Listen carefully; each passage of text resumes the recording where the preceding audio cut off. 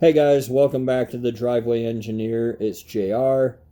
If this is the moment you've all been waiting for, or a lot of you have been waiting for, a lot of you that are newer to the channel, and I apologize if I've been unclear. I feel like I've been pretty clear, but I cannot film this live. I stopped by my local dyno shop here in Ionia, and they told me they could not run a fuel-injected engine at all. I think that they're worried about the tuning aspect of it, but like they just flatly refused. Felice Automotive just told me no, can't do it, no way. Valley Performance, same thing, told me no, can't do it, no way. I tried to go to Bennett Racing it used to be in Langsburg, now they're in DeWitt, they're outside of Lansing. He didn't know what flywheel he had to use. I don't know what flywheel he has to use. I'm not a dynamometer engineer. I'm just a normal mechanical engineer. If I have to go figure, he was doing it for a reasonable price too. It was like $200 or $250. I was totally on board with doing it for that price. And he said he could provide me with 12 volts of power if, I had a tuned ECM and all I needed was power for my fuel pump. But we just couldn't work it out. I went to Motor City Racing, Billy Briggs, whatever, something like that. Motor City Speed. They quoted me $1,000 to run it on the engine dyno, which is just absolutely not going to happen. I'll start a GoFundMe if you guys all want to chip in $10. I'll run it, and you can watch it on video. But it's a stock LQ4 with some different heads on it, out of the junkyard, with a different piston from under a tarp in my buddy's yard. So it's nothing special, and the real test isn't how much it makes, it's will it run, which it already ran. You guys saw that last week.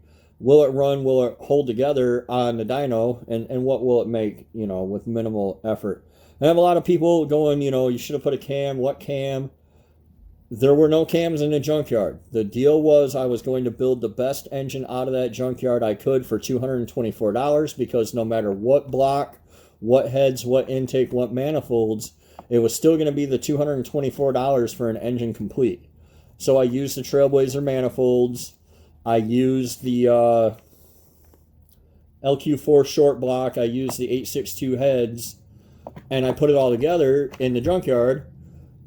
And now we're going to make I do have to confess, I did have to change the head gaskets. That's another video. The 862 heads that I got had the notch in them, so I did have to use new head gaskets. I actually assembled it once, and then somebody else asked about it, and it rang a bell for me. So yeah, that's pretty much the Jewel. You guys probably know it by now. It's a 2003, I think. It's a 2003 LQ4 out of a 1500 HD. The 862 heads are out of a 99 1500 with a 4.8 by the VIN, although it did have dish pistons, so it may have had an engine swap at some point. Let me see, what else? Oh, Trailblazer. I keep calling them Trailblazer SS manifolds. They're 5.3 Trailblazer manifolds, which are the same. So Trailblazer SS manifolds, because they tuck nice and tight, and I wasn't sure what kind of clearance I would have in the 98 frame. Truck intake, return style rails, a Chemso 340 liter an hour fuel pump. That's it. It's tuned with Tuner Pro and flashed with LS Droid. I think I have like $568 into this thing right now. Really, that's it. And we can go ahead and make the first run, or I'll let you guys listen to the audio of the first run. It was pretty pathetic. The deal was that the fueling was all jacked up on it, like just completely jacked up on it. So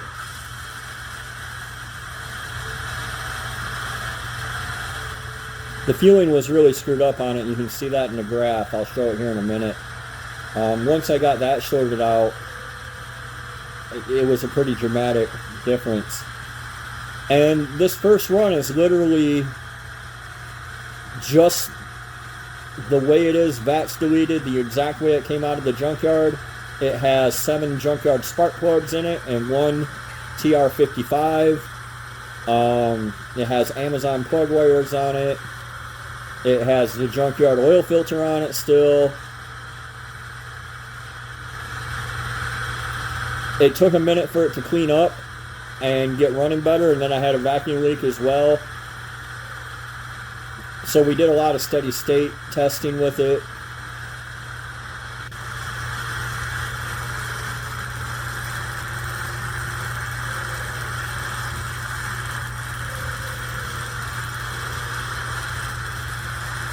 And here we go, first pull.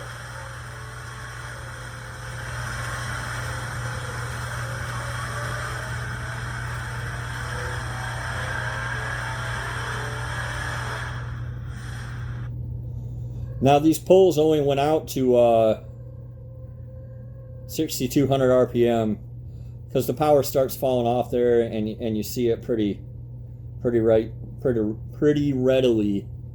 Jeez, I can't talk. Just a second, let me get my screen capture software up so I can show you guys. Okay, so here's the graph from the first run. Started the pull at 2,600 RPM. It was in a laboratory, so the conditions were literally perfect. I can't do much about that. It's a lab. It's, you know, ISO number 1 is keep your lab conditions perfect. So they were. It is the SAE correction factor. It does have all the accessories: alternator, power steering pump, air compressor, air conditioning compressor. Everything's on there. It's exactly the way it ran in the truck with Trailblazer SS manifolds on it. You can see here at 2,600 the air fuel ratio was pretty wonky. It was pretty lean. It was pretty lean throughout the entire run, and it was kind of all over the place. Here's the chart where I actually do the conversion, and I looked this up. It's about 3% difference. So the max corrected horsepower was 313 horsepower and 332 foot-pounds of torque. And here we have it charted out. Now you see my AFR is like just it's horrible. But you can see what a stock cam gets you too. It's a nice broad power band. It starts falling apart at 4,800 RPM for the torque, and it's just a nice lazy motor. It would probably run really engine. Sorry for you technical types out there. Engine. It would probably run really well in Jewel. And the one that I have that's the exact same combo but with a cam and Daryl, I'm running that on 87 octane. I keep having people ask about premium, and I'm not getting any spark knock with Daryl on regular.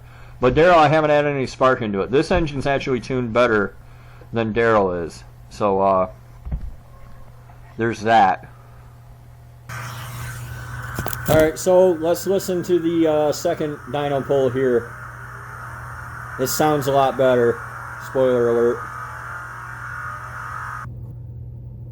Alright, so sheet number 2. You see I took almost 2 hours tuning this, and the AFR I was able to just lock it right down. This goes out to like 3 or 4 decimal places, and there was some deviation in it, but not at 1 decimal place.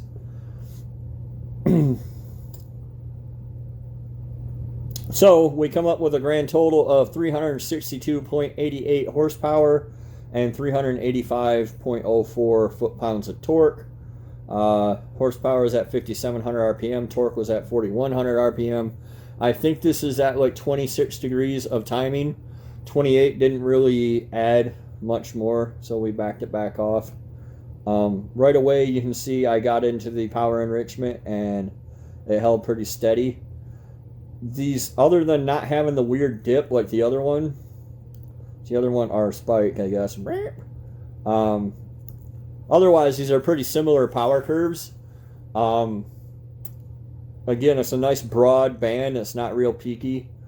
A cam would move the numbers way up. With a cam, I could easily make 450, 475 flywheel. but it would tighten everything up and it would make that peakier, which isn't really what I want in a car the size of Jewel. So if I put a cam in it at all, it's probably going to be like the Summit 86 16, you know, a real small cam to just kind of bring this up a little bit. But yeah, that's the chart, and I'm really happy with it. I'm really pleased. I mean, it makes pretty much, it makes a little more than I anticipated, but pretty much what I thought it would make. And then uncorrected, it's at 370 horsepower uncorrected on the normal engine dyno correction factor. 370 horsepower, 393 foot-pounds of torque. It's a little better than I expected. The tuning helped in being able to load it on the dyno and run it through everything.